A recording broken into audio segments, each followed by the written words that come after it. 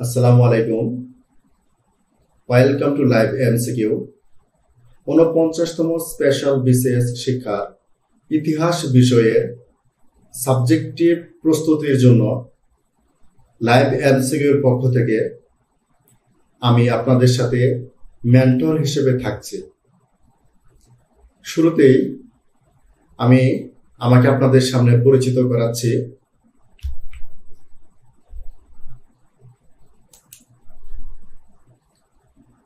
আমি বাইজিদ হাসান, প্রভাষক ইতিহাস, ৪০তম বিসিএস থেকে সাধারণ শিক্ষা ক্যাডারে কর্মরত। আমার পড়াশোনা ঢাকা বিশ্ববিদ্যালয়ে। শুরুতেই কিছু কথা বলে নিচ্ছি। আমাদের যে বিষয়ভিত্তিক সিলেবাস, পিএসসি প্রদত্ত সেই সিলেবাসকে আমরা 10টি ভাগে ভাগ করে 10টি ক্লাসের মাধ্যমে শেষ করব। আমি মনে করি প্রতিটি ক্লাসে খুবই গুরুত্বপূর্ণ। সেই হিসেবে আপনাদেরকে প্রতিটি ক্লাসকেই গুরুত্ব দিতে হবে, কারণ এক একটা ক্লাসে অনেকগুলো টপিক কভার করা হবে। সেক্ষেত্রে সবগুলো টপিকই গুরুত্বপূর্ণ থাকবে। আশা করি আপনারা আমার সাথে আমার ক্লাসগুলো উপভোগ করবেন।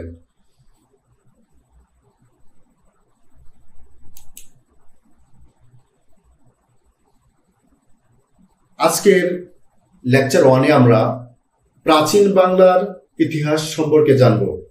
ক্লাসে যাওয়ার আগে আপনাদের সাথে গুরুত্বপূর্ণ কিছু কথা শেয়ার করতে যাচ্ছি, যে আমাদের প্রস্তুতি কিরকম হবে বা আমাদের পথ চলা কিরকম হবে, কাট মার্কস কত হতে পারে, কম্পিটিশন কেমন হবে, এরকম অনেকগুলো প্রশ্ন মনে ঘুরপাক খায় যারা ক্যান্ডিডেট তাদের। আমি যখন ক্যান্ডিডেট ছিলাম, এগুলো আমারও তখন প্রশ্ন ছিল। তো খুব কম সময়ে এই আলোচনাগুলো করে নেই যে আপনাদের প্রস্তুতি কিরকম হবে, যে আপনাদের স্টাডি ম্যাটেরিয়ালস কিরকম হবে। প্রথমে আপনাদের মৌলিক বই পড়তে হবে। প্রতিটা টপিকের উপর যে বইগুলো ভালো সেগুলো সংগ্রহ করবেন। সংগ্রহ করে মৌলিক বইগুলো আপনারা পড়বেন, কারণ এই মৌলিক বইগুলোর তথ্যগুলো অথেন্টিক প্লাস এটা রিলায়েবল। তাছাড়া এখানে আপনারা অনেক ভালো ভালো আলোচনা পাবেন। তাছাড়া টপিক সম্পর্কে স্পষ্ট ধারণা থাকতে হবে। ভাষা প্রস্তুতি নিয়ে আপনি কিন্তু খুব ভালো কিছু করতে পারবেন না। সেজন্য গুরুত্বপূর্ণ টপিকগুলো অবশ্যই স্পষ্টভাবে পড়বেন এবং তার কনসেপ্ট যেন আপনার কাছে খুব স্পষ্ট থাকে। আরেকটি ব্যাপার চলে আসবে, ভাইবা প্রস্তুতি। স্পেশাল বিসিএস এর কার্যক্রম খুব দ্রুত শেষ হয়ে যাবে। সরকারি কর্ম কমিশন খুব সম্ভবত এই বছরের মধ্যে স্পেশাল বিসিএস এর যাবতীয় কার্যক্রম শেষ করে ফেলবে। সেক্ষেত্রে আপনাদের প্রিলি পরীক্ষা দিয়ে ভাইবার জন্য খুব বেশি সময় পাওয়ার সম্ভাবনা নেই।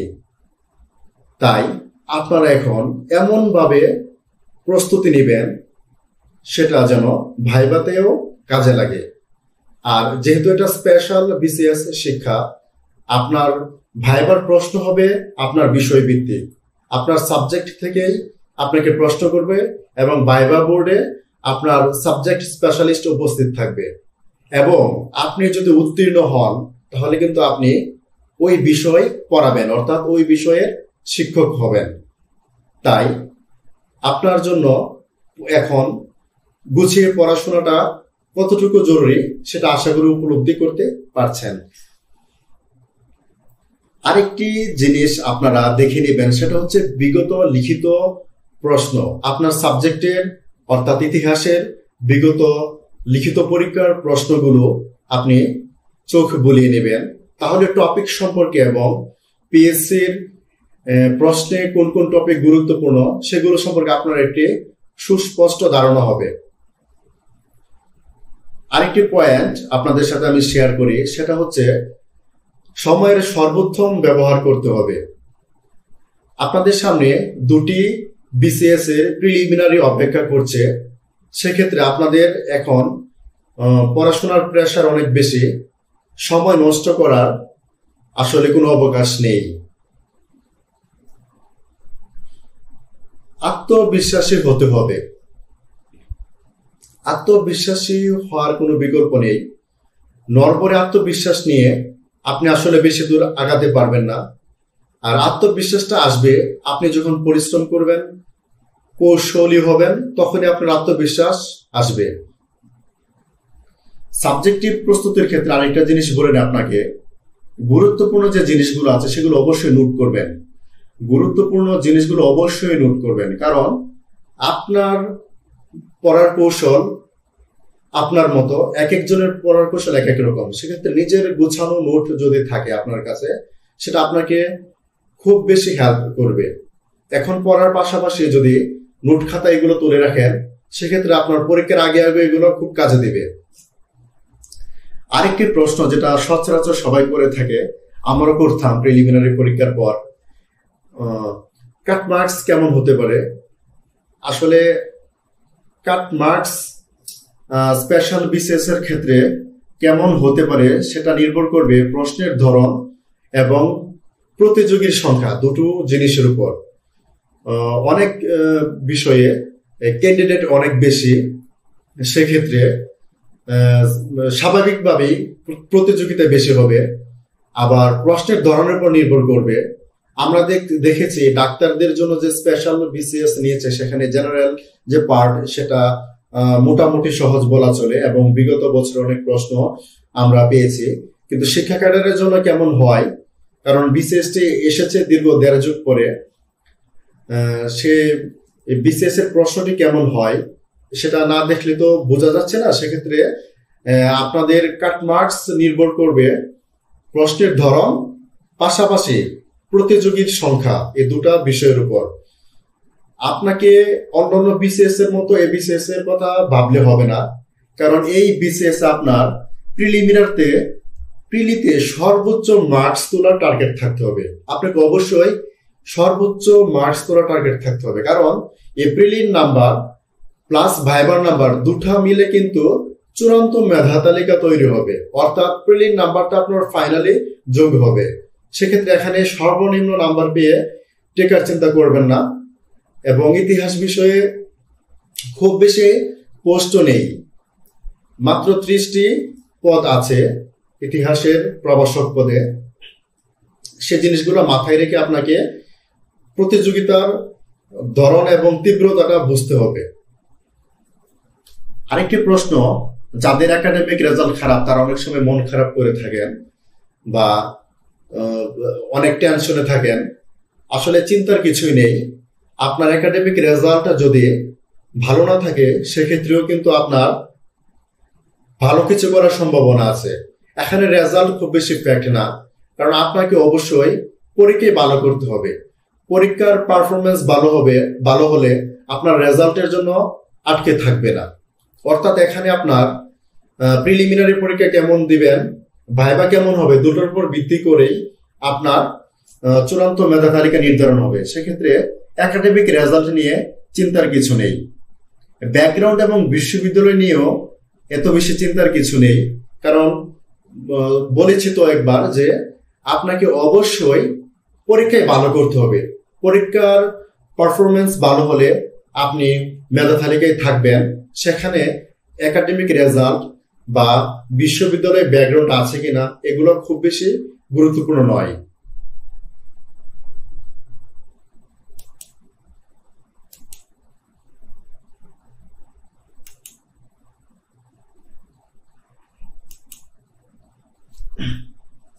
আচ্ছা, আমরা এখন মূল ক্লাসে চলে যাব। প্রাচীন বাংলার ইতিহাস আজকের আলোচ্য বিষয়। সেক্ষেত্রে প্রাচীন বাংলার ইতিহাস কিছুটা রসকসহীন। আশা করি ক্লাস করার পরে আপনাদের কাছে বিষয়টা আরো বোধগম্য হবে এবং আপনাদের কাছে পড়াগুলো সহজ মনে হবে।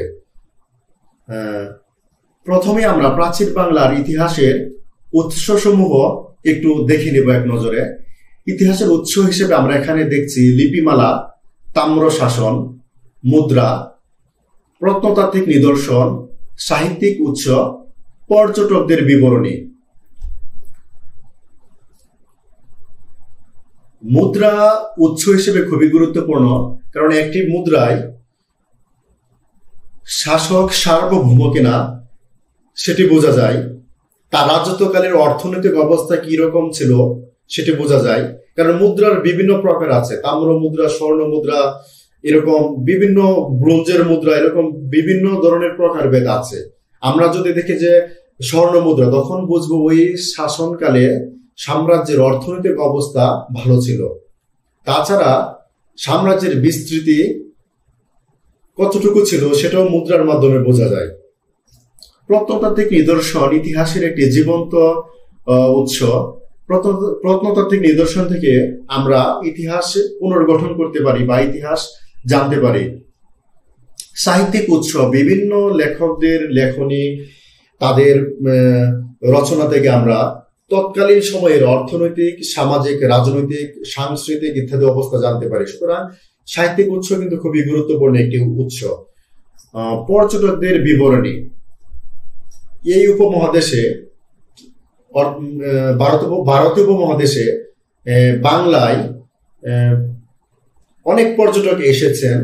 তারা তাদের বিবরণীতে এই দেশের তৎকালীন সময়ের অর্থনৈতিক, সাংস্কৃতিক, সামাজিক, রাজনৈতিক এবং দৈনন্দিন জীবনের বিভিন্ন জিনিস নিয়ে লেখনীতে তুলে ধরেছেন।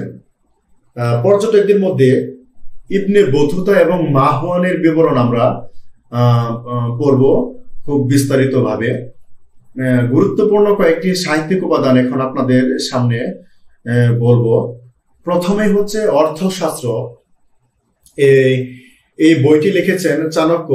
তার অর্থনীতি এবং রাজনীতির বিষয়ে অগাধ পাণ্ডিত্য ছিল। তার উপাধি হচ্ছে কৌটিল্য বা বিষ্ণুগুপ্ত। আরো একটি গ্রন্থ আমরা দেখি হর্ষচরিত, এটি রচনা করেছেন বাণভট্ট। এখান থেকে আমরা হর্ষবর্ধন এবং শশাঙ্কের সময়ের অনেক গুরুত্বপূর্ণ ঐতিহাসিক উপাদান পেয়ে থাকি। আরো একটি গুরুত্বপূর্ণ গ্রন্থ হচ্ছে রামচরিতম। এই রামচরিতম সংস্কৃত ভাষায় লিখিত একটি গ্রন্থ। এটি লিখেছেন সন্ধ্যাকর নন্দী। এই গ্রন্থ থেকে আমরা পাল আমলের অনেক গুরুত্বপূর্ণ তথ্য জানতে পারি। আরো একটি গ্রন্থ আর্য মঞ্জুশ্রী মূলকল্প। এটি নবম দশম শতকে রচিত একটি কবিতার বই। ভারতে একজন বিখ্যাত তিব্বতীয় ঐতিহাসিক এসেছিলেন, যার নাম লামা তারনাথ। সে এখানে এসে ভারতে বৌদ্ধ ধর্মের পরিস্থিতি দেখে পর্যবেক্ষণ করে একটি বই লিখেছেন, যার নাম ভারতে বৌদ্ধ ধর্মের ইতিহাস। এখানে তার বইয়ে আর্থসামাজিক অনেক উপাদান আমরা খুঁজে পাই, তাছাড়া রাজনৈতিক অনেক উপাদান আমরা খুঁজে পাই। ইতিহাসের সোর্স হিসেবে বইটি খুবই গুরুত্বপূর্ণ। আরো একটি বই আছে, এটি হচ্ছে কবিতার বই, একটি চম্পু কাব্য উদয় সুন্দরী কথা। এটি লিখেছেন গুজরাটি কবি সুরডল। এখান থেকে আমরা ইতিহাসের বিভিন্ন উপাদান পেয়ে থাকি।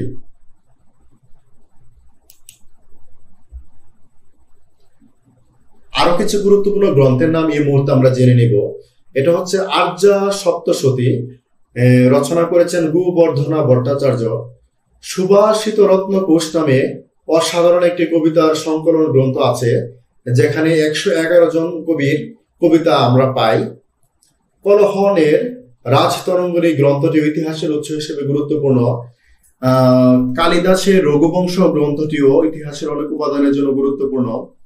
আর একটি কবিতার বই, অসাধারণ কবিতার বই, এটি সুদুক্তি কর্ণামৃত। এখানে তৎকালীন সময়ের বিখ্যাত যত কবি ছিল তাদের কবিতা এখানে রয়েছে, যেমন শরণ, উমাপতিধর, জয়দেব, এদের কবিতা আমরা এখানে পাই। এখন দেখব মৌর্য যুগে বাংলার কি অবস্থা ছিল। বাংলা মূলত মৌর্যদের অধীনে আসে সম্রাট অশোকের সময়। তার রাজত্বকাল ছিল 269 থেকে 232 খ্রিস্টপূর্ব। তার রাজধানী ছিল প্রাচীন পুন্ড্রনগর। তৎকালীন সময়ে আরো কিছু বিখ্যাত বন্দর আমরা দেখি, যেটা বাণিজ্যের জন্য বিখ্যাত ছিল, যেমন কর্ণ সুবর্ণ, তাম্রলিপ্ত সমতট।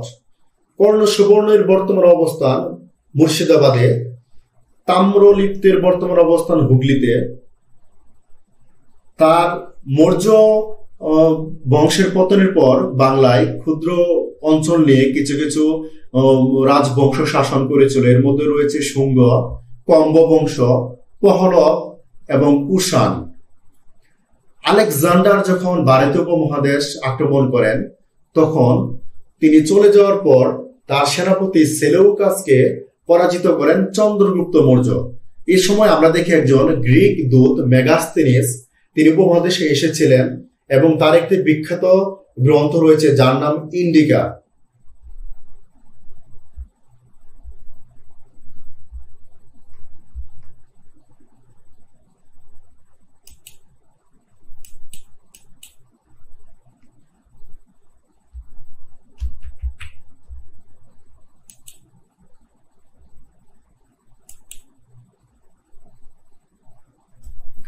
সম্রাট অশোকের সময় একটি গুরুত্বপূর্ণ যুদ্ধ ছিল, সেটি হচ্ছে কলিঙ্গ যুদ্ধ, খ্রিস্টপূর্ব 261 খ্রিস্টাব্দে।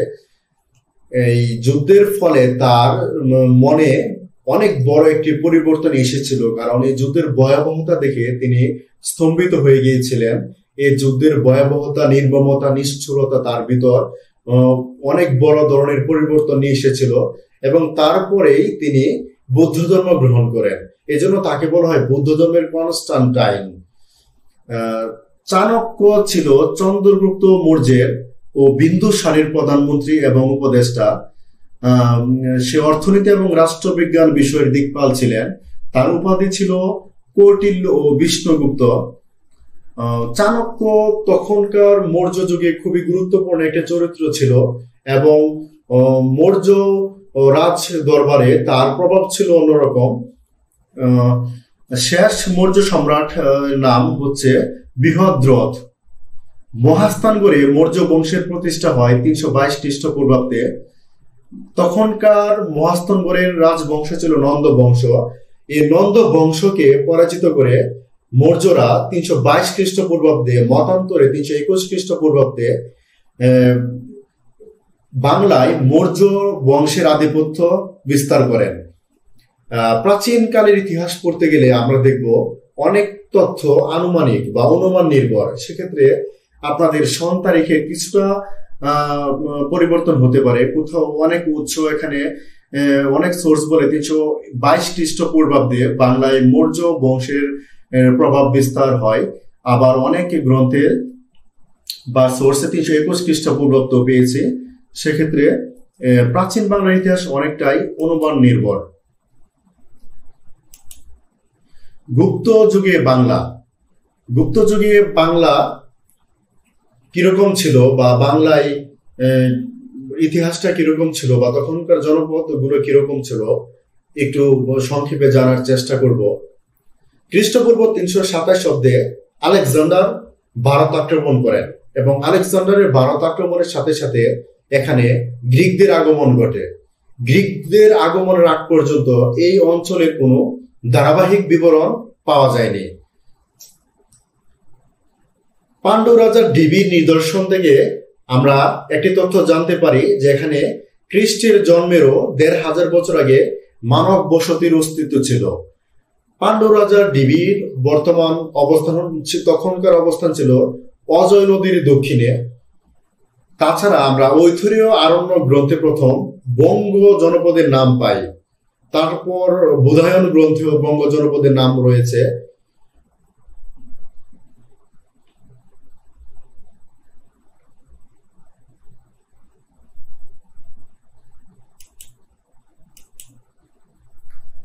প্রাচীন বাংলায় গঙ্গা রিডহই নামে একটি রাজ্যের কথা আমরা পাই বিভিন্ন লেখনীতে। পেরিপ্লাস, টলেমি, তারপর হচ্ছে মেগাস্তেনিস, এদের লেখায় আমরা গঙ্গা রিডহই নামক একটি রাষ্ট্রের নাম পাই বা রাজ্যের নাম পাই।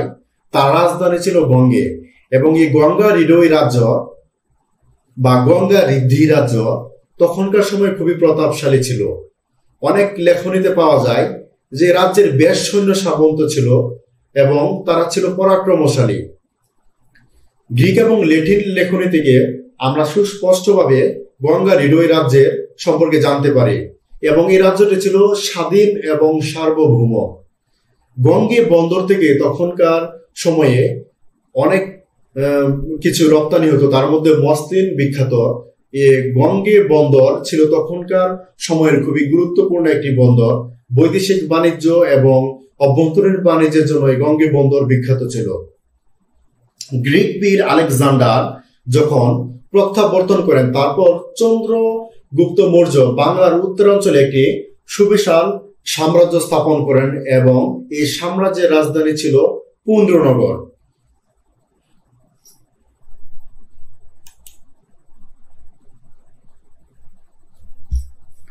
গুপ্ত যুগে বাংলায় আমরা দেখি যে খুবই সুন্দর একটি প্রশাসনিক ব্যবস্থা গড়ে উঠেছিল এবং প্রশাসনিক স্তরবিন্যাস আধুনিক যুগের মতোই তারা বিকেন্দ্রীকরণ করেছিল।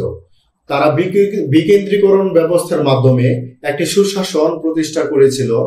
আমরা দেখি শ্রীগুপ্ত এবং তার পুত্র ঘটোৎকচ বা মোটামুটি গুপ্ত সাম্রাজ্যকে একটি ভিত্তির উপর দাঁড় করায়, কিন্তু সমুদ্রগুপ্ত এবং দ্বিতীয় চন্দ্রগুপ্তের আমলে এই সাম্রাজ্য বাংলা সহ ভারতে একটি বিশাল পরিসরে আধিপত্য বিস্তার করে এবং তারা একটি সুশৃঙ্খল প্রশাসনিক কাঠামো গড়ে তোলে।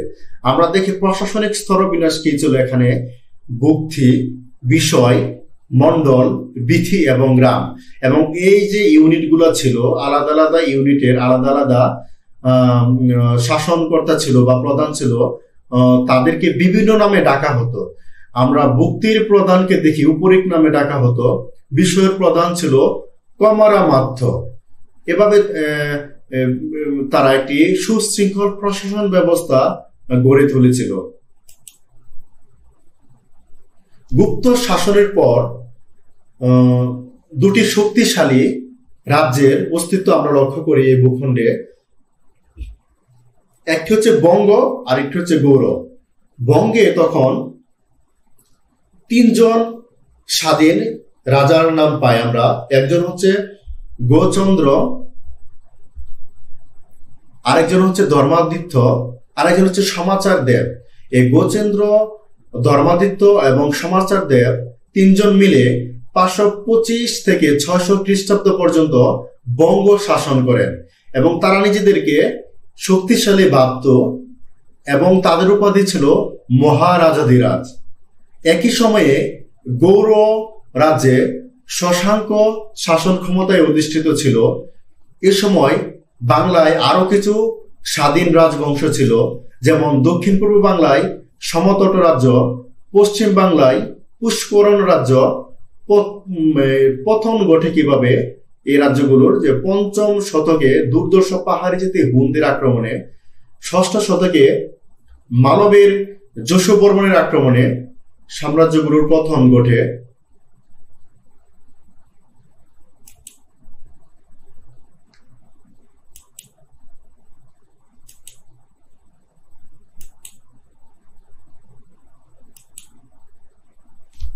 আমরা এখন পড়ব স্বাধীন গৌড় রাজ্য এবং শশাঙ্ক নিয়ে।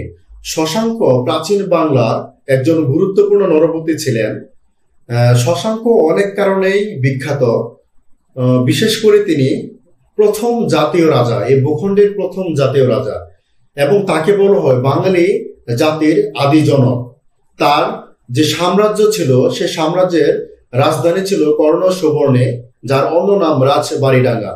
এবং হর্ষবর্ধন সম্পর্কে আমরা যে তথ্যগুলো জানতে পারি, তার সোর্স গুলো হচ্ছে বান বর্ষ রচিত হর্ষচরিত, হিউয়েন সাংয়ের বিবরণ, আর্য মঞ্জুশ্রী মূলকল্প নামক কাব্যগ্রন্থ, বিভিন্ন মুদ্রা ও শিলালিপি।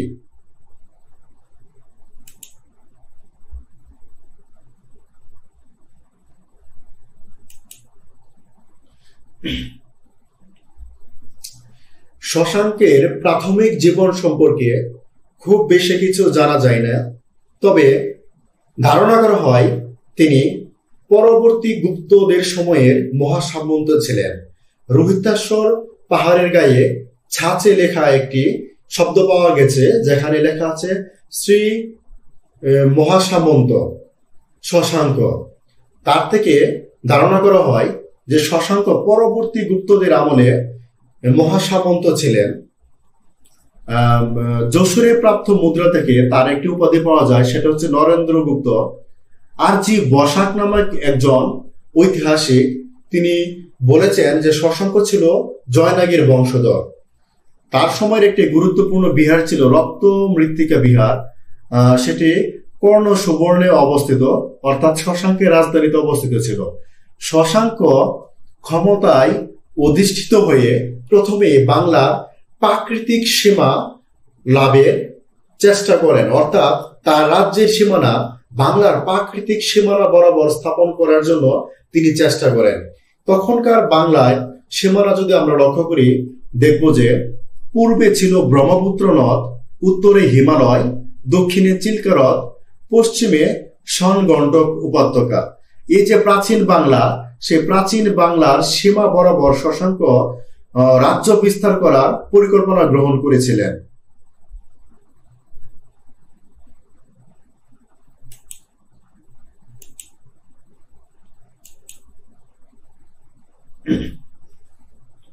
আমরা দেখব শশাঙ্কের সময়ের উত্তর ভারতের যে শশাঙ্ক প্রথম বাঙালি রাজা যিনি উত্তর ভারতের রাজনীতিতে হস্তক্ষেপ করেছিলেন। তখন সেখানে দুটি শক্তিশালী রাজবংশ ছিল, একটা হচ্ছে কৌনজের মৌখরী রাজবংশ, আর একটা হচ্ছে থানেশ্বরের পুষ্যবতী রাজবংশ। এই কৌনজ এবং থানেশ্বর একটা সময় বৈবাহিক মৈত্রীতে আবদ্ধ হয়। বৈবাহিক মৈত্রীতে আবদ্ধ হওয়ার ফলে এখানে একটি ইমব্যালেন্স তৈরি হয়, একটি ক্ষমতার ভারসাম্যহীনতা দেখা দেয়। এই ভারসাম্যহীনতা দেখা দেওয়ার ফলে শশাঙ্ক তার কূটনৈতিক দক্ষতার মাধ্যমে মানবের দেবগুপ্তের সাথে মৈত্রী করেন। আমরা দেখব যে কৌনজের মৌখরী রাজবংশের গ্রহ বর্মনের সাথে থানেশ্বরের পুষ্যপতি রাজবংশের রাজকন্যা রাজ্যশ্রীর বিয়ে হয় এবং এর মাধ্যমে কৌনজ থানেশ্বর অর্থাৎ মৌখরী রাজবংশ এবং পুষ্যপতি রাজবংশ একটি বৈবাহিক জোট মৈত্রীর মাধ্যমে একটি জোট গঠন করে, যার ফলে এই অঞ্চলে শশাঙ্ক তার ভিতর অনিরাপত্তা বা তার ভিতর একটি নিরাপত্তাহীনতা দেখা দেয়, যার ফলে শশাঙ্ক মানবরাজ দেবগুপ্তের সাথে মৈত্রী করেন। একই সাথে কামরূপের এই যে ভাস্কর বর্মা, সে কৌনজ থানেশ্বর জোটে যোগ দেন। কারণ ছিল সে ছিল শশাঙ্কের শত্রু এবং শশাঙ্কের এই কামরূপ জয়ের খুব ইচ্ছে ছিল, যার ফলে এই কামরূপের ভাস্কর বর্মা তার অস্তিত্ব রক্ষার জন্য এবং রাজ্যের অস্তিত্ব রক্ষার জন্য এই কৌনজ এবং থানেশ্বর জোটে যোগদান করে। যার ফলে আমরা দেখি এখানে যে শশাঙ্ক বাংলার নরপতি হয়েও উত্তর ভারতের রাজনীতিতে আধিপত্য বিস্তার করছে। এর কারণ ছিল বেশ কিছু, যেমন শশাঙ্ক মনে করেছিল সে যদি আক্রমণাত্মক পররাষ্ট্রনীতি গ্রহণ না করে কিংবা শুধু রক্ষণাত্মক নীতি গ্রহণ করে, তখন এই যে মৌখরী বা পুষ্যপতি রাজবংশ তারা গৌড় আক্রমণ করতে পারে বা গৌড় দখল করতে পারে। সেই চিন্তা থেকে শশাঙ্ক পাল্টা পদক্ষেপ হিসেবে উল্টো উত্তর ভারতের রাজনীতিতে হস্তক্ষেপ করেন।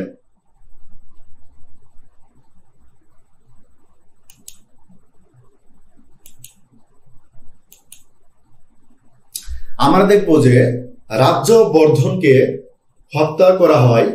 এখানে বান বর্ষ বলেছেন এবং হিউয়েন সাং বলেছেন যে রাজ্যবর্ধনকে শশাঙ্কই হত্যা করেছে। এজন্য বান বর্ষ শশাঙ্ককে গৌরধম, গৌরভুজঙ্গ এবং গৌরপাষণ্ড বলে অভিহিত করেছেন। কিন্তু অনেক ঐতিহাসিক এই ব্যাপারে দ্বিমত এবং বহুমত পোষণ করেছে যে রাজ্যবর্ধন শশাঙ্ক ছাড়াও অন্য কোনো শত্রুদের দ্বারা নিহত হতে পারেন। শশাঙ্কের ধর্মমত সম্পর্কে আমরা জানতে পারি যে শশাঙ্কের ধর্ম ছিল শৈব, অর্থাৎ তিনি শিব উপাসক ছিলেন। বুদ্ধ বিদ্বেষী ছিলেন বলে আমরা জানতে পারি হিউয়েন সাং এর লেখনী থেকে। কিন্তু হিউয়েন সাং এবং বান বট্র দুজনই ছিল হর্ষবর্ধনের রাজসভার দ্বারা উপকৃত এবং হর্ষবর্ধনের পৃষ্ঠপোষকতা লাভ করেছিলেন তারা। সেক্ষেত্রে আমরা তাদের লেখনীকে খুব বেশি নিরপেক্ষভাবে গ্রহণ করতে পারি না। তবে অনেক ঐতিহাসিক বলেছেন যে শশাঙ্কের বুদ্ধ বিদ্বেষ বা অন্য ধর্মের প্রতি বিদ্বেষের কোনো প্রমাণ পাওয়া যায়নি। কিন্তু আমরা হর্ষবর্ধনের যে সভাকবি বান বট্র এবং হিউয়েন সাং এর বিবরণী থেকে শশাঙ্কের সম্পর্কে এই নেতিবাচক কথাগুলো শুনতে পারি।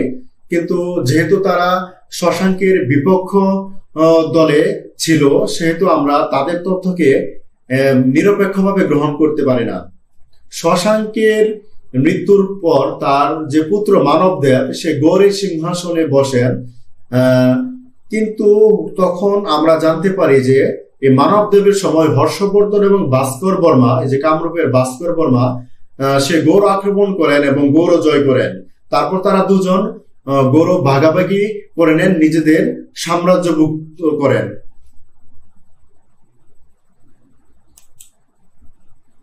আমরা দেখব শশাঙ্কের মৃত্যুর পর এখানে একটি অরাজক অবস্থা দেখা দেয়। এটাকে বলা হয় মাৎসান্যায়।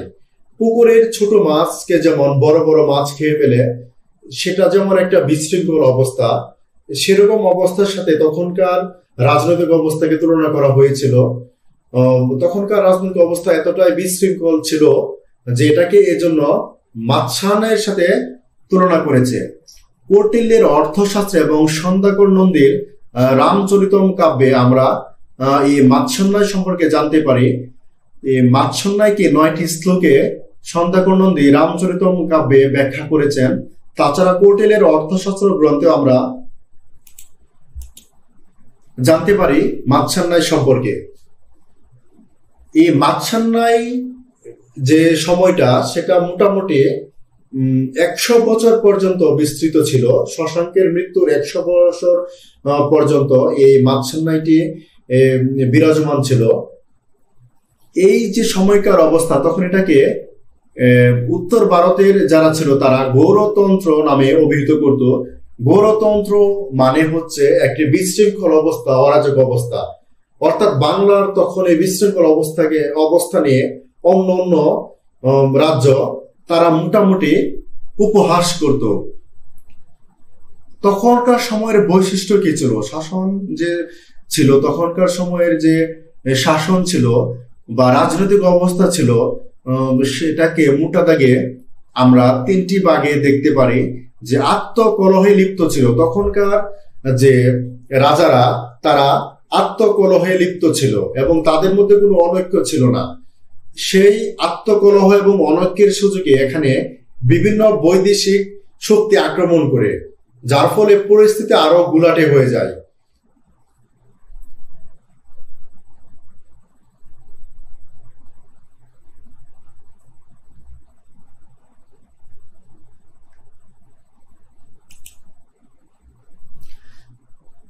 পাল বংশের প্রতিষ্ঠাতা বলা হয় গোপালকে। গোপালের আগমনের মাধ্যমে মাৎসান্যায়ের অবসান ঘটে এবং একই সাথে সুশাসন প্রতিষ্ঠিত হয়। আমরা দেখি গোপাল 750 থেকে 781 সাল পর্যন্ত ক্ষমতায় ছিল। তার যে পূর্বপুরুষ সেটাকে যদি আমরা দেখি তাহলে দেখবো যে দ্বৈত বিষ্ণু, বপ্পট এবং তারপরে তৃতীয় পুরুষ হিসেবে গোপালের আবির্ভাব। দ্বৈত বিষ্ণু এবং বপ্পট এদেরকে বলা হতো সর্ববিদ্যা বিশুদ্ধ, অর্থাৎ এরা পণ্ডিত ছিলেন এবং বিভিন্ন বিষয়ের উপর তাদের পাণ্ডিত্য ছিল।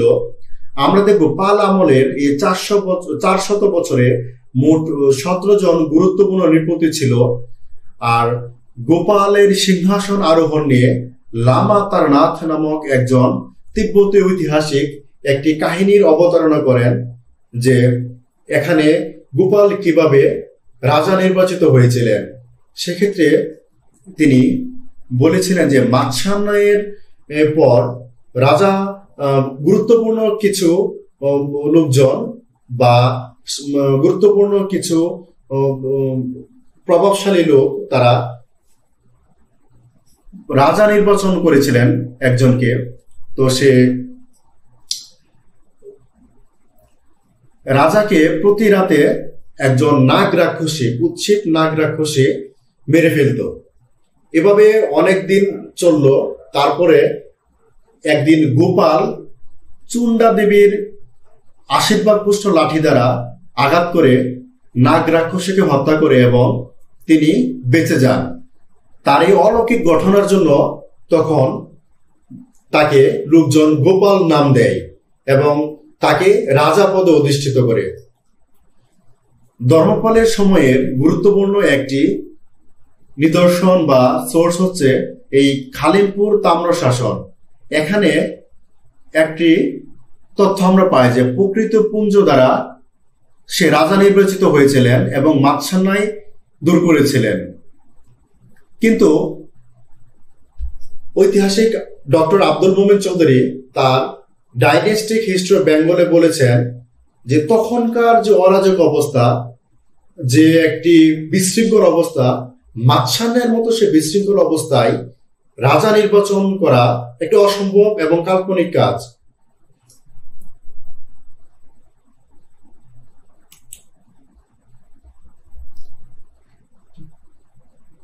দেখি পাল সাম্রাজ্য 400 বছরে অনেক উত্থান পতন ছিল।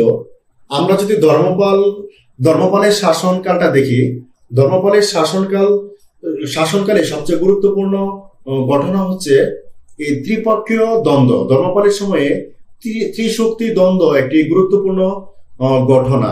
এই ত্রিশক্তি কারা ছিল?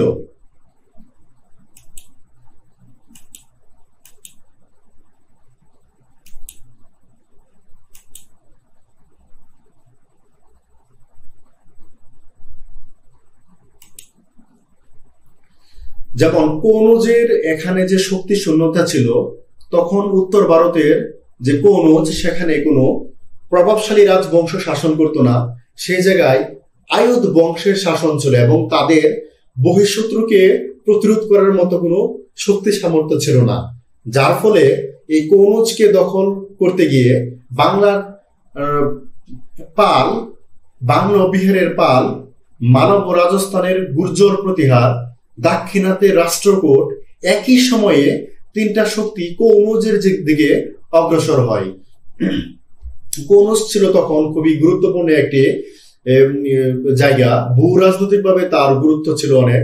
সেটি আনুমানিক 790 খ্রিস্টাব্দে সংঘর্ষের প্রথম পর্যায়ে শুরু হয় এবং আমরা দেখব যে সংঘর্ষের যে প্রথম পর্যায়ে ধর্মপাল, বৎসরাজ এবং ধ্রুব দুজনকেই মোকাবেলা করেন, কিন্তু কারোর সাথে সে জয়লাভ করতে পারেন না। দুজনের কাছে সে পরাজিত হয়। কিন্তু এখানে রাষ্ট্রকূটরাজ ধ্রুব তার বিজয় লাভের পর এই বিজয়কে সুসংহত না করে সে অভ্যন্তরীণ ঝামেলা মেটাতে তার নিজ রাষ্ট্রে প্রত্যাবর্তন করেন। যার ফলে এখানে ধর্মপাল আলটিমেটলি জয়ী হয়ে যায়। আর এই বৎসরাজ ধ্রুবর সাথে যুদ্ধ করে অনেক দুর্বল হয়ে যায় এবং তার ঘুরে দাঁড়াবার মতো অবস্থা ছিল না।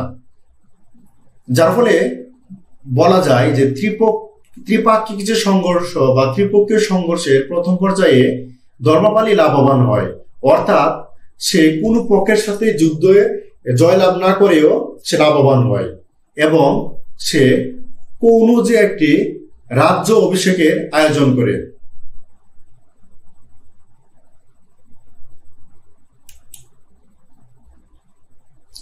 এবং কনৌজ জয় করে ইন্দ্রয়ুধকে সরে চক্রায়ুধকে তার সামন্ত রাজা অর্থাৎ পুতুল রাজা হিসেবে এখানে বসান এবং কনৌজে একটি বিশাল রাজ্য অভিষেকের আয়োজন করেন। অনেক ঐতিহাসিক মত প্রকাশ করেন যে অনেক পার্শ্ববর্তী যে রাজ্য ছিল তারা এসে ধর্মপালের আনুগত্য স্বীকার করেন। কিন্তু অধ্যাপক ডক্টর আব্দুল মোমেন চৌধুরী মনে করেন যে কনৌজের রাজ দরবারে বা রাজ্য অভিষেক অনুষ্ঠানে উপস্থিত হওয়া বা অংশগ্রহণ করা মানে আনুগত্য প্রকাশ করা নয়। তারা কনৌজের সাথে ভালো সম্পর্কের খাতিরেও এখানে আসতে পারে। আর ধর্মপাল যদি এতটাই শক্তিশালী হতো তাহলে তো সে যুদ্ধে এভাবে হেরে যেত না। এরকম অনেক পক্ষে বিপক্ষে মতামত আছে। যাই হোক, কনৌজ জয় করে ইন্দ্রজিৎকে সরিয়ে চক্রজিৎকে সামন্ত রাজা হিসেবে বসিয়েছিলেন। এবং সুরদল নামক যে গুজরাটি কবি সে বলেছে যে ধর্মপাল হচ্ছে উত্তরাপথ স্বামী, অর্থাৎ ধর্মপাল সমগ্র উত্তর ভারত দখল করেছিল, সমগ্র উত্তর ভারতে তার আধিপত্য বিস্তার করেছিল। কিন্তু সেটা নিয়েও অনেক বিতর্ক রয়েছে। কেউ কেউ মনে করেন যে সমগ্র উত্তর ভারতে আধিপত্য বিস্তার করার মতো শক্তি ধর্মপালের ছিল না।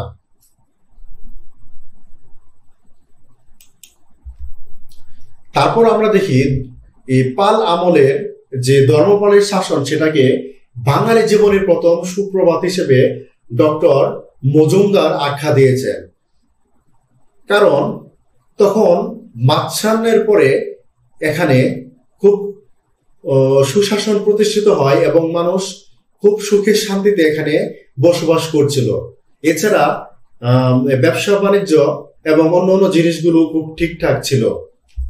ধর্মপালের সময় আমরা দেখি যে তিনি কিছু বিহার নির্মাণ করেছিলেন। একটা হচ্ছে বিক্রমশিলা বিহার, আর একটা হচ্ছে উদন্তপুর বৌদ্ধ বিহার, সোমপুর বৌদ্ধ বিহার।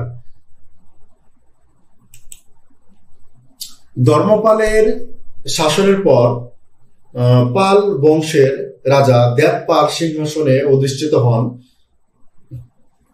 তার পিতা ছিল ধর্মপাল এবং মাতা ছিল রাষ্ট্রকূট রন্না দেবী। তিনি সুর বংশীয় রাজকন্যা বিলাস দেবীকে বিয়ে করেছিলেন এবং বিজয় সেন নিজেকে এতটাই শক্তিশালী মনে করত যে তিনি মহারাজাধিরাজ, পরমেশ্বর ও পরম ভট্টারক উপাধি ধারণ করেছিল। তার সময় আমরা গুরুত্বপূর্ণ দুজন মন্ত্রীর নাম পাই, যেমন দর্বপাণি এবং কেদার মিশ্র। এই কেদার মিশ্র কিন্তু হিন্দু, তারপরেও পাল শাসনামলে সে শীর্ষ পদে আরোহণ করেছিল, কারণ পালরা ছিল ধর্মীয়ভাবে খুবই উদার। তারপর তিনি দেবপাল রাজ্যের বিস্তৃতি ঘটান, তার যে সাম্রাজ্য সেটার বিস্তৃতি ঘটান। সে কম্বোজ, হুন, গুর্জর এসব রাজ্য জয় করেন এবং একই সাথে তার যে পিতৃভূমি সেটার উপর আধিপত্য জোরদার করেন। আমরা দেখি তিনি বৌদ্ধ ধর্মের পৃষ্ঠপোষকতা করেছেন, নালন্দায় মঠ এবং মন্দির নির্মাণ করেছেন। তাছাড়া তিনি বহির্বিশ্বের সাথে একটি ভালো বাণিজ্যিক সম্পর্ক গড়ে তুলেছিলেন। তখন আমরা উৎস থেকে কিছু কিছু সোর্সের নাম পাই, কিছু কিছু সোর্স থেকে আমরা পাই যে জবদ্বীপ, সুমাত্রা এবং মালয় উপদ্বীপে সে যোগাযোগ স্থাপন করেছিল এবং তাদের সাথে ব্যবসায়িক এবং অন্যান্য যোগাযোগ হতো এবং এসব জায়গায় সে বুদ্ধ ধর্মের পৃষ্ঠপোষকতার জন্য যোগাযোগ রাখত।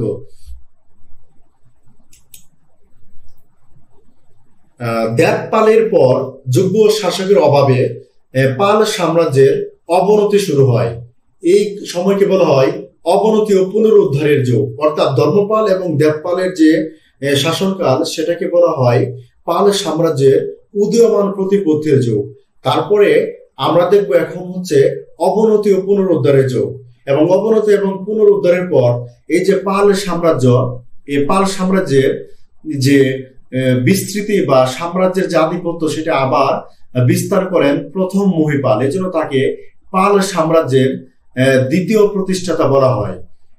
পাল সাম্রাজ্যকে তিনি পুনরুদ্ধার করেন, পুনরুদ্ধার ছাড়াও তিনি রাজ্য বিস্তার করেন। তার সময়ে চোল এবং কলচুরিদের আক্রমণ হয় এবং সে আক্রমণ তিনি সফলভাবে প্রতিরোধ করেন। বিভিন্ন উৎস থেকে জানা যায় প্রথম মহিপাল খুবই প্রজা হিতৈষী ছিলেন এবং জনগণের ভালোর জন্য কাজ করেছেন। এর উদাহরণ হিসেবে তার নামে অনেক এলাকার নামকরণ আমরা দেখতে পাই, যেমন রংপুরের মাহিগঞ্জ, বগুড়ার মহিপুর, দিনাজপুরের মাহিসন্তোষ, মুর্শিদাবাদের মহিপালের সাগর দিঘি। আরেকটি গুরুত্বপূর্ণ ঘটনা তার সময় ঘটে যায়, সেটি হচ্ছে সুলতান মাহমুদের ভারত অভিযানের সময় তিনি কৌশলগত অবস্থান নেন। সুলতান মাহমুদ আমরা জানি প্রায় 17 বার ভারত আক্রমণ করেন। তার ভারত আক্রমণের উদ্দেশ্য ছিল এখান থেকে ধন সম্পদ লুণ্ঠন করে তার যে রাজ্য সেটিকে অর্থাৎ গজনিকে সুসজ্জিতভাবে সাজানো এবং সেখানকার উন্নয়ন করা। সুলতান মাহমুদ ভারতবর্ষে স্থায়ী কোনো সাম্রাজ্য প্রতিষ্ঠার চেষ্টা করেননি। তার মূল কেন্দ্রবিন্দু বা আগ্রহের কেন্দ্রবিন্দু ছিল গজনি। তারপরে ভারত আক্রমণ করতো, এখান থেকে বিভিন্ন হিন্দু মন্দির, তখনকার মন্দিরগুলো ছিল খুবই সম্পদশালী এবং সেখানে প্রচুর স্বর্ণালঙ্কার, স্বর্ণ মুদ্রা এসব থাকতো, যার ফলে মন্দির আক্রমণ করে এই স্বর্ণালঙ্কার, স্বর্ণ মুদ্রা এবং বিভিন্ন সম্পদ লুট করাই ছিল সুলতান মাহমুদের আক্রমণের উদ্দেশ্য। সুলতান মাহমুদ যখন ভারতবর্ষ আক্রমণ করেন তখন ভারতের স্থানীয় রাজারা এখানে একটি মৈত্রী জোট গঠন করেন নিজেদের মধ্যে, বিশেষ করে হিন্দু রাজারা। তারা এটাকে ধর্মীয় একটি রূপ দান করে যে সুলতান মাহমুদ হচ্ছে মুসলমান এবং আমরা হচ্ছে হিন্দু, আমাদের এই মুসলিম আক্রমণ প্রতিহত করতে হবে। তাছাড়াও অর্থনৈতিক এবং সাম্রাজ্যের নিরাপত্তার জন্য তারা সুলতান মাহমুদের বিরুদ্ধে একটি জোট গঠন করেন। সেই জোটে আমরা দেখি প্রথম মহিপাল অংশগ্রহণ করেননি, সেখানে তিনি নির্লিপ্ত ভূমিকা পালন করেন। এজন্য তৎকালীন অন্যান্য রাজ্যের শাসকবর্গ তাকে নিন্দা করেছেন এবং তাকে ঘৃণা করেছেন। কিন্তু প্রথম মহিপালের যে এই কূটনৈতিক এবং কৌশলগত অবস্থান সেটি ছিল খুবই বাস্তবসম্মত, কারণ অন্যান্য রাজ্য যখন সুলতান মাহমুদের ভারত আক্রমণ প্রতিহত করা নিয়ে ব্যস্ত ছিল, সেই মুহূর্তে প্রথম মহিপাল পাল সাম্রাজ্য পুনরুদ্ধার করেন এবং সেটি বিস্তার করান। অর্থাৎ প্রথম মহিপালের সকল আগ্রহের কেন্দ্রবিন্দু ছিল তার পিতৃভূমি পাল সাম্রাজ্য পুনরুদ্ধার এবং সে সাম্রাজ্যের বিস্তার ঘটানো।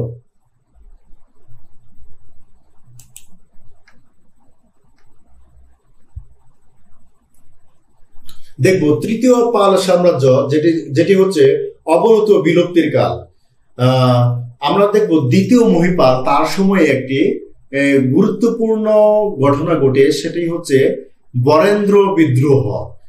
দ্বিতীয় মহিপাল 1075 থেকে 1080 সাল পর্যন্ত, অর্থাৎ খুবই অল্প সময় রাজত্ব করেছিলেন এবং তার সময়ে মূলত পাল সাম্রাজ্যের অবনতি শুরু হয়।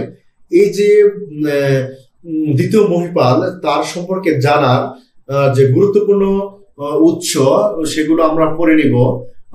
প্রথমত হচ্ছে রামচরিতম কাব্য, তারপর হচ্ছে কুমার পালের মন্ত্রী বৈদ্যদেবের কমলপত্র, মদন পালের মনোহলি পত্র, বুঝ বর্মনের বেলাবপত্র।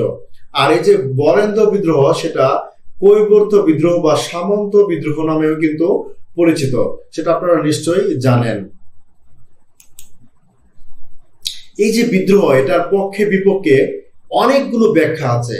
কেন সামন্ত বিদ্রোহ হয়েছিল, কেন কৈবর্ত বিদ্রোহ হয়েছিল, কেনই বা দ্বিতীয় মহিপালের সময় এটি হয়েছিল।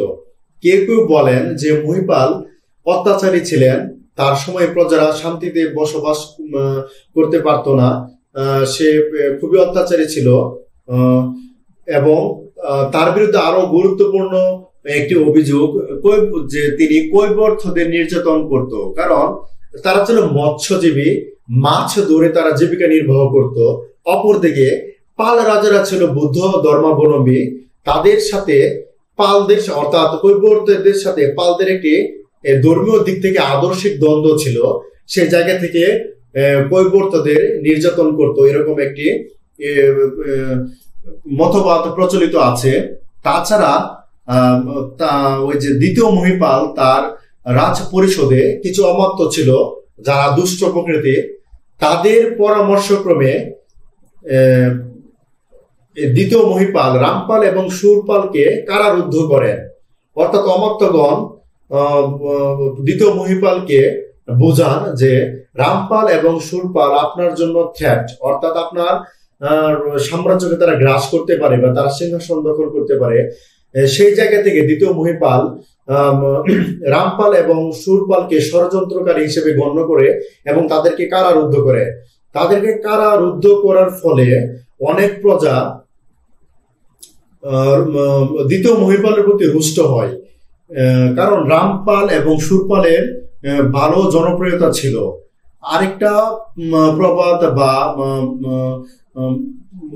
মতবাদ প্রচলিত আছে যে রামপাল এই সিংহাসনে বসার কথা ছিল, কিন্তু দ্বিতীয় মহিপাল বয়সে বড় হয়, অর্থাৎ জ্যেষ্ঠ হয়, সিংহাসন আরোহণ করে, কিন্তু শাসনতান্ত্রিক দক্ষতা ছিল রামপালের সবচেয়ে বেশি।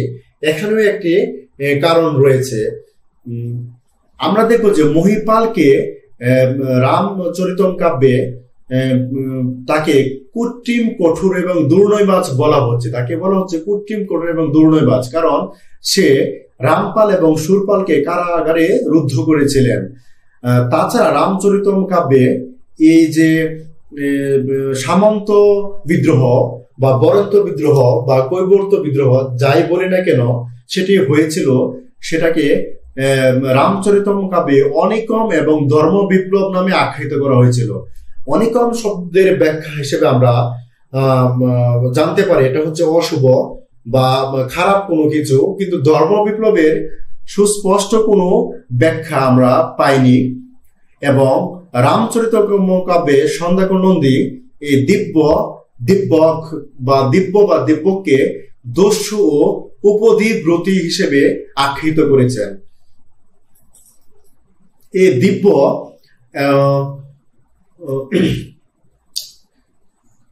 দ্বিতীয় মহিপালকে হত্যা করেন এবং সে একটি অংশে, অর্থাৎ বরেন্দ্রর একটি অংশে রাজ্য বিস্তার করেন। বিভিন্ন উৎস থেকে পাওয়া যায় সে প্রজাহিতৈষী শাসক ছিলেন এবং দিব্যের পরে তার ভাই রুদ্রক ক্ষমতায় আসে এবং রুদ্রকের পরে তার পুত্র ভীম ক্ষমতায় আসে। দিব্যক, রুদ্রক এবং ভীম, তারা বাংলার একটি অংশে কৈবর্তদের শাসন প্রতিষ্ঠা করেছিল এবং অন্য একটি অংশে রামপাল তখন শাসন করছিল। এবং এই রামপাল এবং দিব্যকের মধ্যে আমরা সংঘর্ষের তথ্য পেয়ে থাকি। শেষ পর্যন্ত ভীমকে পরাজিত করে রামপাল পিতৃভূমি বরেন্দ্র উদ্ধার করেছিলেন এবং এই ভীমকে সপরিবারে হত্যা করেছিলেন। এবং এই ভীমের হত্যাকাণ্ডের মাধ্যমে কৈবর্তের বিদ্রোহের অবসান ঘটে, অর্থাৎ কৈবর্ত বা বরেন্দ্র যে বিদ্রোহ হয় সে বিদ্রোহের অবসান ঘটে ভীমের মৃত্যুর মাধ্যমে। আমরা দেখবো রামপাল তিনি 1082 খ্রিস্টাব্দ থেকে 1124 খ্রিস্টাব্দ পর্যন্ত রাজত্ব করেছিলেন। তিনি তার সবচেয়ে বড় কৃতিত্ব, তিনি কৈবর্তদের হাত থেকে পিতৃভূমি বরেন্দ্র উদ্ধার করেন। একই সাথে তিনি অর্থ সম্পত্তির প্রলোভনে আশেপাশের যত সামন্ত রাজা আছে তাদেরকে বশীভূত করেছিলেন এবং তারা এই বরেন্দ্র উদ্ধারে রামপালকে সাহায্য করেছিলেন। রামপাল ভীমকে পরাজিত হত্যা করেন এবং তারপরে তিনি রামাবতী নামক স্থানে রাজধানী স্থাপন করেন। এই রামাবতী নামক স্থানের অনেক প্রশংসা আমরা পাই, যেটা খুবই সুসজ্জিত একটি শহর ছিল এবং এখানে সবকিছু ছিল পরিকল্পিত। সম্ভবত রামপালের নাম থেকেই রাজধানীর নাম রামাবতী করা হয়। এবং রামপাল জনহিতকর কার্যাবলীর জন্য বিখ্যাত ছিল। তিনি শুধু পিতৃভূমি বরেন্দ্র উদ্ধার করেই ক্ষান্ত হননি, তিনি কামরূপ ও উড়িষ্যা জয় করেন এবং তার সময়ে চালুক্য ও গাহরবাল যারা ছিল তারা আক্রমণ করেছিল এই বরেন্দ্র ভূমি এবং সেটি রামপাল সফলভাবে প্রতিরোধ করেছিলেন। পাল বংশের সর্বশেষ রাজা হিসেবে আমরা গোবিন্দ পালকে পেয়ে থাকি। এখন দেখবো আমরা এই যে দীর্ঘ 400 বছর পাল সাম্রাজ্য বাংলায় শাসন করেছিল, তাদেরও তো একটা সময় পতন হলো। কি কি কারণে তাদের পতন হলো আমরা এগুলো এখন একটু জানার চেষ্টা করব। প্রথমত, দেবপাল পরবর্তী রাজাদের যোগ্যতার অভাব, অর্থাৎ দেবপালের পরবর্তী কোনো যোগ্য রাজা আসেননি যারা সাম্রাজ্যের যে সীমা সেটি ধরে রাখতে পারবে, বা অভ্যন্তরীণ শৃঙ্খলা ধরে রাখতে পারবে, কিংবা সাম্রাজ্যকে আরো বিস্তৃতি করতে পারবে। বিশেষ করে প্রথম বিগ্রহপাল এবং নারায়ণ পাল ব্যাপক ব্যর্থতার পরিচয় দিয়েছিলেন, যার ফলে দেবপালের পরে পাল বংশ অনেকটা নিভু নিভু হয়ে যায়, অর্থাৎ তাদের আধিপত্য কমে যায়। তাছাড়া আমরা দেখি রামপাল অর্থাৎ তৃতীয় পাল সাম্রাজ্য যখন প্রতিষ্ঠিত হয়, তখন এই যে দ্বিতীয় মহিপাল রামপাল ও সুরপালকে কারারুদ্ধ করেন, অর্থাৎ এখানে উত্তরাধিকার দ্বন্দ্ব দেখা দেয়। উত্তরাধিকার দ্বন্দ্ব যে কোনো সাম্রাজ্যকে ভিতর থেকে ভেঙে দেয়, এবং উত্তরাধিকার দ্বন্দ্বের ফলে হয় কি, যে যারা প্রভাবশালী লোক থাকে, বিভিন্ন অবাধ্য বা রাজ পরিষদের লোক, তারাও বিভিন্ন ভাগে বিভক্ত হয়ে যায় এবং দলাদলি শুরু হয়, যার ফলে সাম্রাজ্যের পতন অনিবার্য হয়ে ওঠে। তাছাড়া এই সময় দেখি কতগুলো বৈদেশিক শক্তি আক্রমণ করেন পাল সাম্রাজ্য, যেমন প্রতিহার রাজা বুজ ও মহেন্দ্র। প্রতিহার রাজবংশ তখন খুব ক্ষমতা অর্জন করেছিল এবং তারা রাজ্য বিস্তারে মনোযোগী হয়েছিল, এবং তাদের একটি তীক্ষ্ণ দৃষ্টি ছিল পাল সাম্রাজ্যের প্রতি। এই প্রতিহার রাজা বুজ ও মহেন্দ্র ছাড়াও আমরা দেখি কলচরি রাজা কর্ণ, সেও পাল সাম্রাজ্য আক্রমণ করেন। তারপর চালুক্য রাজ ষষ্ঠ বিক্রমাদিত্য মিথিলার নান্যদেব এবং রাঢ় অঞ্চলের বিজয় সেন। এই যে রাঢ় অঞ্চলের বিজয় সেন, সেই কিন্তু সেন বংশের বিজয় সেন। তখন আমরা দেখি যে এই যে বৈদেশিক শক্তিগুলো তারা সবাই ছিল উদীয়মান, তাদের কাছে পাল সাম্রাজ্য টিকতে পারেননি।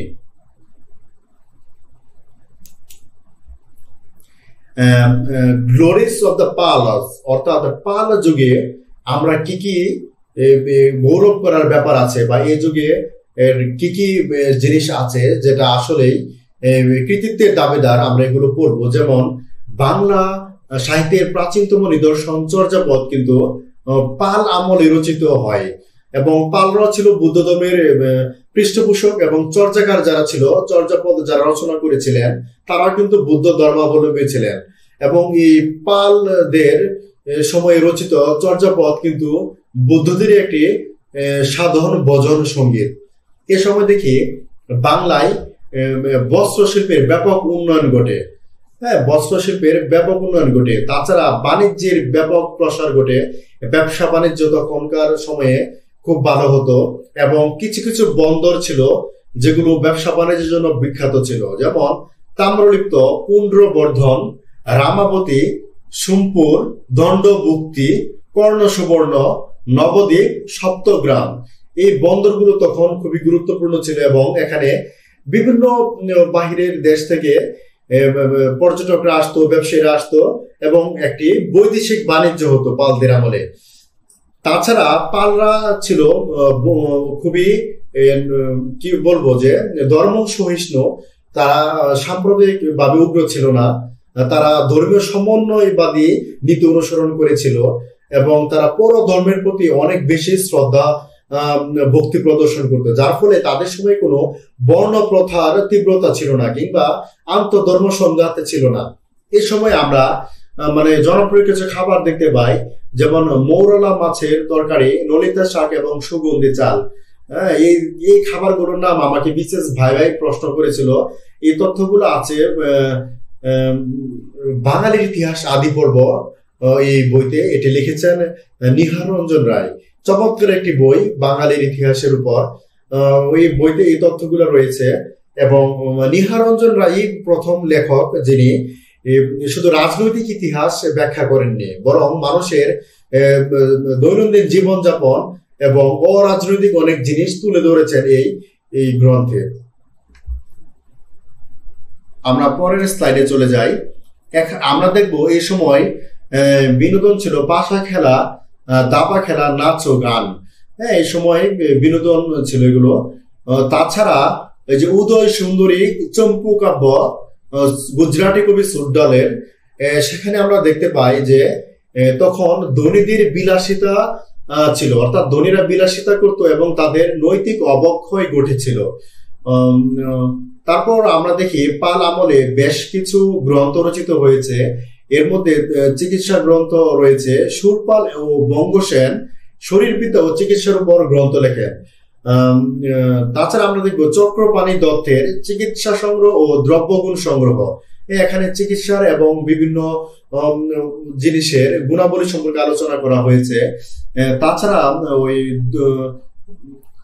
দাই বাঘ এবং কাল বিবেক নামে দুটি আইন গ্রন্থ আমরা দেখতে পাই এই যুগে রচিত হয়েছিল।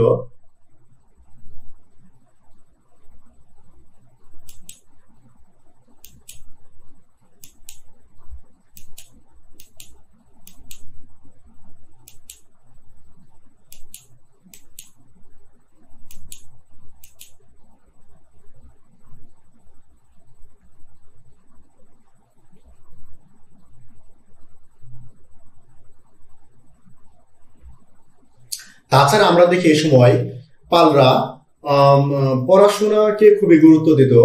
তারা নালন্দা, বিক্রমশিলা বিহার এবং সোমপুর বিহার এগুলো পৃষ্ঠপোষকতা করেছেন, যার ফলে তখন বৌদ্ধ ধর্ম বিস্তার লাভ করে। তাছাড়া দেখি চিত্রকলার তখন উৎকর্ষ সাধন হয়। দুজন বিখ্যাত ভাস্কর আছে পাল আমলে, বিদপাল এবং ধীমান নামে। তাছাড়া যে অতীশ দীপঙ্কর শ্রীগান, যে অতীশ দীপঙ্কর সে পালামলেরই মানুষ।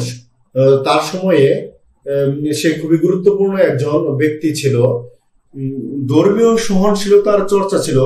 রাজারা বৌদ্ধ কিন্তু প্রজাদের বেশিরভাগ হিন্দু ছিল, তারপরেও তারা হিন্দুদের সাংস্কৃতিক বা ধর্মীয় জীবনে হস্তক্ষেপ করেনি। পাল রাজারা ছিল উদার। এই উদারতার জন্যই কিন্তু পালরা এতদিন শাসন করেছিল। দেখা গেছে যে তারা প্রায় 400 বছর শাসন করেছে। কেন? কারণ জনগণ তাদের পছন্দ করত এবং তারা ছিল উদারবাদী এবং তারা প্রজা হিতৈষী ছিল। তারা ধর্মীয় এবং সাংস্কৃতিক আগ্রাসনে বিশ্বাসী ছিল না। এই সময়ে কর, শুল্ক ও ভূমি প্রশাসনের সুবিন্যস্ত অবকাঠামো আমরা দেখতে পাই। তাছাড়া শক্তিশালী এবং সর্বব্যাপী প্রশাসন, অর্থাৎ পালদের এটা একটা বিশাল কৃতিত্ব যে পালরা এত বিস্তৃত সাম্রাজ্যের উপর একটি শক্তিশালী কেন্দ্রীয় শাসন প্রতিষ্ঠা করেছিল এবং সব জায়গায় প্রশাসন ব্যর্থ ছিল। পাল রাজারা শিক্ষা সংস্কৃতিতে পৃষ্ঠপোষকতা করতেন। যেমন রামচরিতম কাব্যে পৃষ্ঠপোষকতা করেছেন মদন পাল। আপনাদের আরো একটি তথ্য জানিয়ে নেই যে রামচরিত বা রামচরিতম কাব্য সন্ধ্যাকর নন্দী রচিত এই কাব্যটি আবিষ্কার করেন কিন্তু হরপ্রসাদ শাস্ত্রী, অর্থাৎ তিনি যেভাবে চর্যাপদ আবিষ্কার করেন সেভাবে সে রামচরিতম কাব্য আবিষ্কারেরও কৃতিত্বের দাবিদার। দর্শনবিদ্যার বিখ্যাত একটি গ্রন্থ আছে আগমন শাস্ত্র। এটি হচ্ছে দর্শনবিদ্যার বিখ্যাত একটি গ্রন্থ।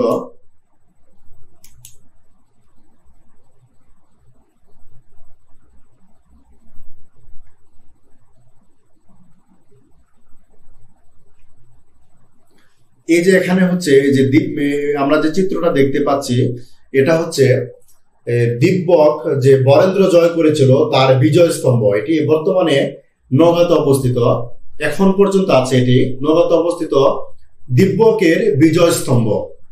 আমরা যদি পাল বংশের এই যে বংশ তালিকাটা দেখি তখন এই যে আপনারা এক পলকে দেখতে পারবেন এখান থেকে, আপনাদের সুবিধার্থে স্লাইডে এটি যোগ করে দিয়েছে যে দ্বৈত বিষ্ণু, তারপরে হচ্ছে বপচ, তারপরে গোপাল, এবং তারপরে আমরা দেখবো যে এই পাল বংশ ধর্মপাল, দেবপাল এবং এভাবে অনেক ছোট ছোট রাজাও ছিল। ছোট রাজা বলতে গেলে তারা খুব বেশি বিখ্যাত না, মানে অখ্যাত পাল রাজা। তারপর আমরা একদম দেখবো যে তৃতীয় গোপালের সময় পাল সাম্রাজ্য একদম বিলুপ্তি ঘটে, অর্থাৎ তাদের চূড়ান্ত পতন ঘটে।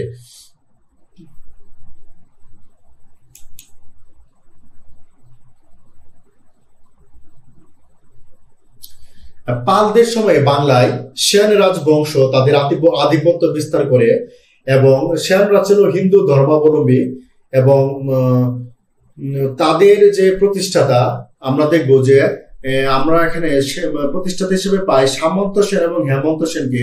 তার আগে একজন আদি পুরুষ আছে বীর সেন, সেও কৃতিত্বের দাবিদার। বীর সেনের পরে সামন্ত সেন, তারপর হেমন্ত সেন এই সেন বংশের প্রতিষ্ঠায় গুরুত্বপূর্ণ ভূমিকা পালন করেন। সেনদের আদিবাস কিন্তু বাংলায় ছিল না, তারা দক্ষিণ ভারতের কর্ণাটক থেকে দেশে এসেছিলেন। আমরা যদি দেখি বিজয় সেনের রাজত্বকাল, বিজয় সেন 1098 থেকে 1160 সাল পর্যন্ত পাল বংশের রাজা হিসেবে রাজত্ব করেন এবং সে উত্তর বাংলা এবং পূর্ব বাংলায় রাজ্য বিস্তার করেন। তার সময় একটা গুরুত্বপূর্ণ সোর্স এই দেওপাড়া প্রশস্তি, এটা রচিত হয়েছে উমাপতি ধর দ্বারা এবং ওই বিজয় সেনের উপাধি ছিল অরিরাজ বৃষভ শঙ্কর পরমেশ্বর পরম ব্রহ্মারক মহারাজাধিরাজ এবং সেও শৈব ধর্ম বিশ্বাসী ছিল। সেন বংশের তিনি শ্রেষ্ঠ রাজা ছিলেন এবং ওই যে বিজয় সেন তাকে বলা হয় অখণ্ড বাংলার সর্বপ্রথম রাজা, অর্থাৎ সে সমগ্র বাংলাদেশকে একত্রিত করেছিল। সে সেন সাম্রাজ্যকে এতটা বিস্তৃত করেছিল যে সমগ্র বাংলা তার সাম্রাজ্যভুক্ত হয়ে গিয়েছিল।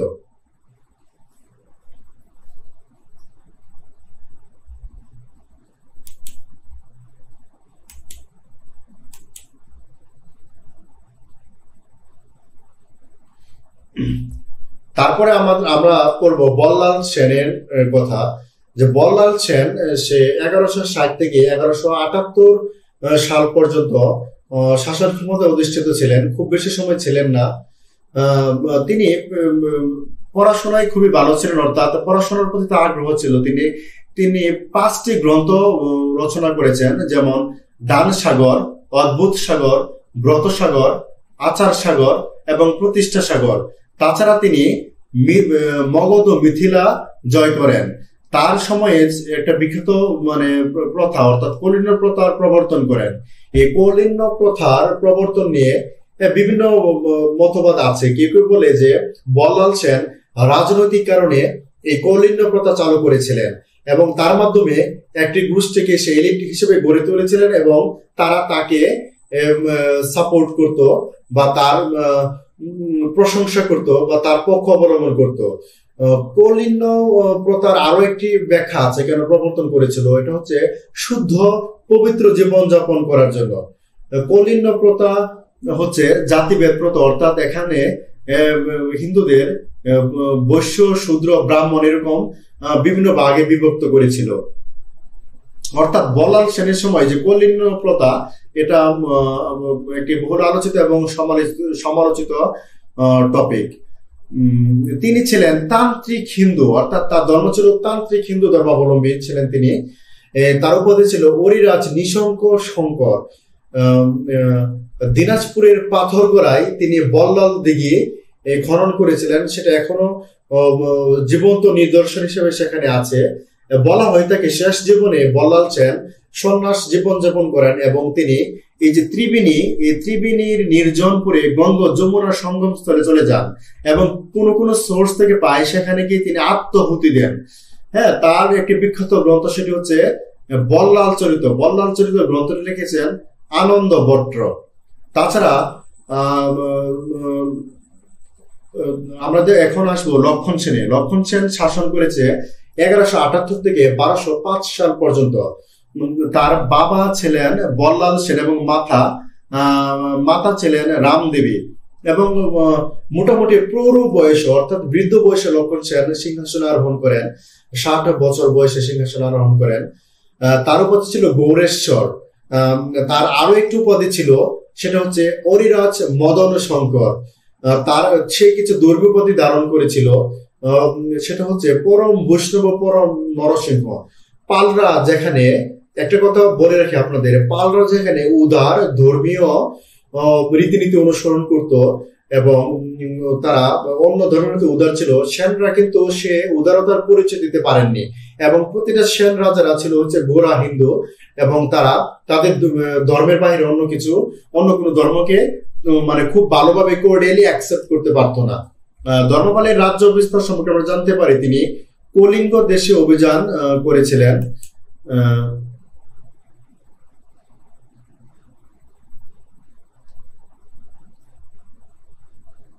আমরা পরের স্লাইডে চলে যাব এখন।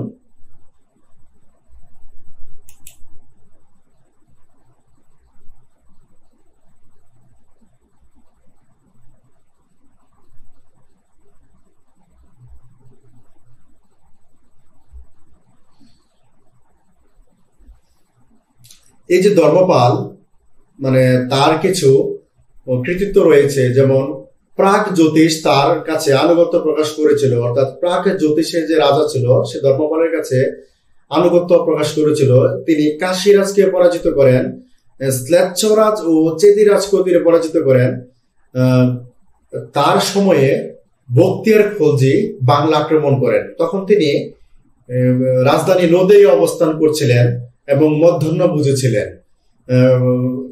বখতিয়ারের বাংলা আক্রমণের সময়, অর্থাৎ বখতিয়ার যখন রাজপ্রাসাদ উপস্থিত হয়, তখন লক্ষণ সেন খালি পায়ে অর্থাৎ নগ্নপদে নৌকা যুগে রাজপ্রাসাদের পেছন দরজা দিয়ে বাংলার বিক্রমপুরে আশ্রয় গ্রহণ করেন। অর্থাৎ নদিয়া থেকে নৌপথে তিনি বিক্রমপুরে চলে যান।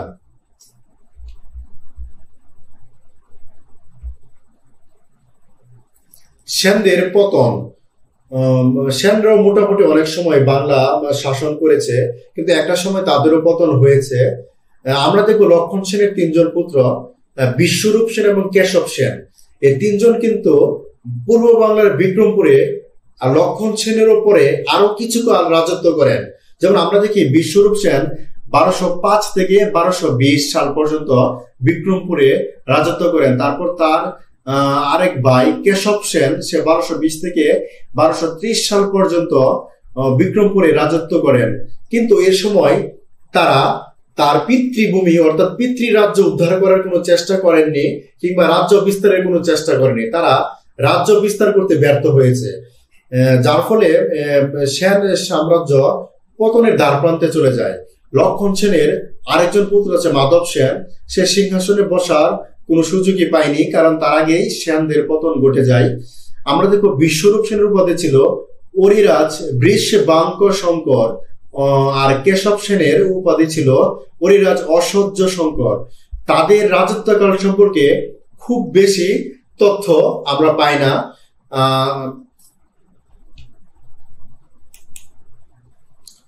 তারপর দেখব সেনদের পতনের কারণ কি ছিল। সেনদের পতনের অন্যতম গুরুত্বপূর্ণ কারণ দক্ষিণ এশিয়ায় মুসলিম আক্রমণ, অর্থাৎ তুর্কি বীর ইখতিয়ারউদ্দিন মোহাম্মদ বখতিয়ার খিলজি বাংলা আক্রমণের পাশাপাশি তুর্কিরা এর আগে থেকে ভারতবর্ষে আক্রমণ করে আসছিল ধারাবাহিকভাবে। তাছাড়া সেনদের সময়ে এই যে সামাজিক বিভেদ সেটি খুব প্রকট আকার ধারণ করে, যার ফলে সামাজিক একটি ভাঙন দেখা দেয়। এই যে সামাজিক বিভেদ, পরলিঙ্গ প্রথা, শ্রেণী বৈষম্য, এগুলো সমাজকে বিভক্ত করে দেয়, যার ফলে সেন সাম্রাজ্য আলটিমেটলি দুর্বল হয়ে যায়। তাছাড়া ব্রাহ্মণ্য হিন্দু ধর্মের জাগরণ ঘটে।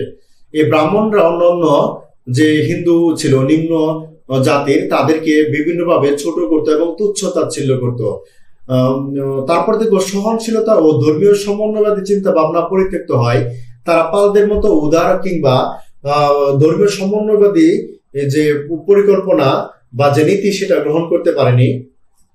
তাছাড়া লক্ষণ সেনের অদূরদর্শিতা এবং দুর্বল প্রতিরক্ষা ব্যবস্থাও সেনদের পতনের পেছনে দায়ী ছিল। যেমন লক্ষণ সেন তার সাম্রাজ্যের সুরক্ষার জন্য তেমন কোনো প্রতিরক্ষা ব্যবস্থা নেননি। মোটামুটি বখতিয়ার খলজি হেসে খেলে তার রাজপ্রাসাদ দখল করেছিল, যেটা খুবই দুর্ভাগ্যজনক সেনদের জন্য। তাছাড়া তার দুর্বল উত্তরাধিকারী অর্থাৎ বিশ্বরূপ সেন ও কেশব সেন তারা সাম্রাজ্য পুনরুদ্ধার করতে পারেননি। তা লক্ষণ সেনের অমাত্য বর্গের অযোগ্যতা এবং দুর্বলতাও এখানে সাম্রাজ্যের পতনের পেছনে দায়ী হিসেবে গণ্য হয়। তাছাড়া অমাত্যরা দূরদর্শিতা দেখাতে পারেননি।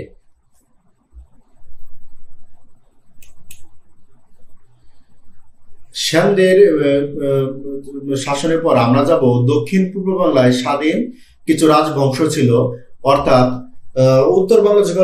উত্তর বাংলায় যখন পাল শাসন চলছিল কিংবা অন্য অংশে যখন সেন শাসন চলছিল, তখন দক্ষিণ পূর্ব বাংলায় কিছু স্বাধীন রাজবংশ তাদের মতো করে শাসন করছিল। এদেরকে বলা হয় দক্ষিণ পূর্ব বাংলার স্বাধীন রাজবংশ সমূহ। তারা ছিল বঙ্গ জনপদের অন্তর্গত। তারা পালদের সমসাময়িক ছিল, অর্থাৎ তখন উত্তর বাংলায় পালরা শাসন করছিল। তারপর আমরা দেখব খড়গ বংশ, তারা আনুমানিক 650 খ্রিস্টাব্দে তাদের রাজ্য বিস্তার শুরু করেন বা রাজবংশ প্রতিষ্ঠা করেন। এই রাজধানী ছিল কর্মন্ত বাসক বা কর্মন্ত বসাক, এটা বড়কামতার অন্তর্গত ছিল, বা কেউ কেউ বলে থাকে যে বড়কামতাই কর্মন্ত বসাক, আবার কেউ কেউ বলে থাকেন যে কর্মন্ত বসাক আর বড়কামতা খুবই কাছাকাছি। তাদের শাসন সীমা ছিল, অর্থাৎ রাজ্য সীমা ছিল ত্রিপুরা থেকে নোয়াখালী অঞ্চলে। তারপর আমরা দেখি দেব বংশ, যেহেতু প্রাচীন বাংলা এক এক উৎস থেকে তাদের যে রাজ্য বিস্তার বা শাসন সেটা এক এক রকম পেয়ে থাকি। একটি গ্রন্থে আমি পেয়েছি 650 থেকে 750 পর্যন্ত দেব বংশ শাসন করেছিল, আর একটি গ্রন্থে পেয়েছি 740 থেকে 800 সাল পর্যন্ত তারা দক্ষিণ পূর্ব বাংলায় শাসন করেছিল। যেহেতু প্রাচীন বাংলার অনেক তথ্য অনুমান নির্ভর, সেহেতু আমরা দুটো তথ্যকেই সঠিক ধরে নিব। তাদের রাজধানী ছিল দেব পর্বত, এটা ছিল ময়নামতির কাছে, কুমিল্লার ময়নামতির কাছে দেব পর্বত। আমরা দেখি আনন্দ বিহার, যেটি লালমায় অবস্থিত, তারা ছিল বৌদ্ধ ধর্মাবলম্বী।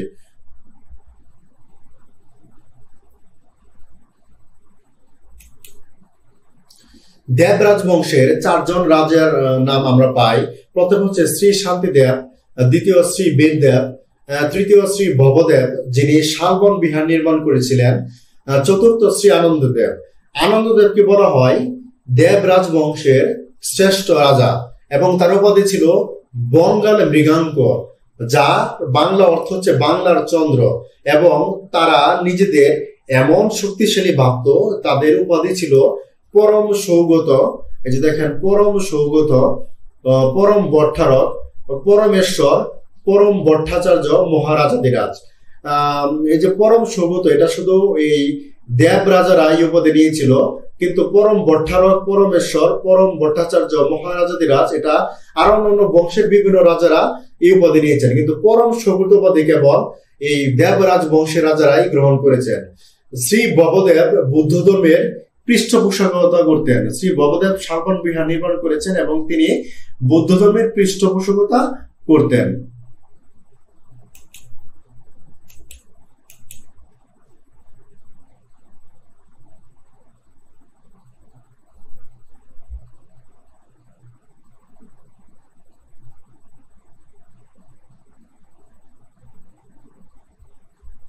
আমরা দেবদের পরে চন্দ্র বংশ সম্পর্কে পড়ব।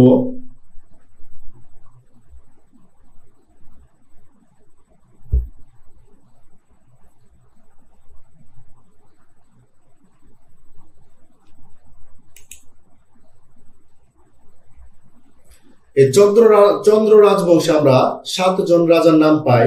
প্রথম হচ্ছে পূর্ণচন্দ্র, তারপর সুবর্ণচন্দ্র, তারপর ত্রৈলোক্যচন্দ্র, শ্রীচন্দ্র, তিনি হচ্ছে বংশের শ্রেষ্ঠ রাজা শ্রীচন্দ্র, তারপর কল্যাণচন্দ্র, লড়হচন্দ্র এবং সর্বশেষ গোবিন্দচন্দ্র। এই 7 জন রাজার নাম আমরা বিভিন্ন তাম্রশাসন, শিলালিপি এবং লিখিত উপাদান থেকে পেয়ে থাকি। শ্রীচন্দ্র, তার উপাধি ছিল পরম সৌগত, অর্থাৎ দেবদের পরে তারাও পরম সৌগত উপাধি গ্রহণ করেছিল। হ্যাঁ, তার দক্ষিণ পূর্ব বাংলা রাজবংশগুলোর মধ্যে পরম সৌগত একটি কমন উপাধি, এটা মনে রাখবেন, পরম সৌগত। তারপর পরমেশ্বর, মহারাজাধিরাজ, তাদের রাজধানী ছিল বিক্রমপুর এবং তাদের রাজ্য সীমা ছিল চন্দ্রদ্বীপ, যেটা বর্তমান বরিশাল অঞ্চল, কুমিল্লা, সমতট, শ্রীহট্ট, সিলেট অঞ্চল, বৃহত্তর ময়মনসিংহ। তারা ছিল বুদ্ধ ধর্মাবলম্বী, কিন্তু লড়হচন্দ্র ছিল হিন্দু ধর্মাবলম্বী।